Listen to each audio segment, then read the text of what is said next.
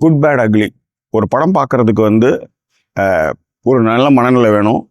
கொஞ்சம் மிஸ் ஆனால் கூட படம் வந்து பயங்கரமாக போர் அடிச்சிடும். ஏன்னா ஃபுல்லாக லைட்டெல்லாம் ஆஃப் பண்ணிவிட்டு டிஸ்டர்பே இல்லாமல் படம் பார்க்குற காலகட்டத்திலேருந்து நம்ம மாறி செல்ஃபோன் ஒரு விஷயம் வந்ததுக்கப்புறம் கொஞ்சம் போர் அடித்தா கூட வந்து செல்ஃபோனை நோன்ற காலகட்டத்தில் நம்ம இந்த படத்தெல்லாம் பார்க்குறோம். அப்படிப்பட்ட நேரத்தில் குட் பேட் அக்லியை வந்து ஃபஸ்ட்டு ஒரு 35 நிமிஷம் 25 நிமிஷம் அப்படி தான் இருக்குது. நான் இல்லைன்னு சொல்ல வரல. அதை பார்த்துட்டு தயவுசெய்து அந்த ரிவ்யூ இதெல்லாம் பார்த்துட்டு டக்குன்னு மிஸ் பண்ணிடாதீங்க.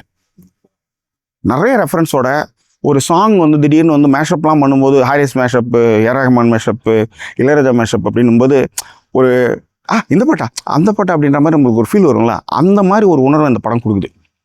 அதுக்கு மேலேயான சீன்ஸும் சரி ஷார்ட்ஸும் சரி ரொம்ப நல்லா பண்ணியிருக்காங்க. முக்கியமாக வந்து தொட்டு தொட்டு பேசும் சுல்தானா வந்து அசத்திருக்காங்கன்னே சொல்ல முடியும். ரொம்ப நல்லா இருந்துச்சு. படம் பார்க்குறவங்க தியேட்டரில் பாருங்கள். தியேட்டர் மெட்டீரியல் நல்ல சவுண்ட் சிஸ்டத்தோட சென்டர் சீட் எடுத்து பாருங்கள். படம் உங்களை அசத்தும். அதில் மாற்றுக்கிறதே கிடையாது. படம் பாருங்களேன். நீங்கள் பார்த்துட்டு முடிவு பண்ணுங்கள் படம் நல்லா இருக்குது நல்லா இல்லைன்ட்டு. என்னை பொறுத்தவரை இந்த படம் வந்து அவ்வளோ பிடிச்சிருந்தது. எஸ்பெஷலி ரெடி லிங்க்ஸுடைய டான்ஸ் வந்து மரண மாஸ்.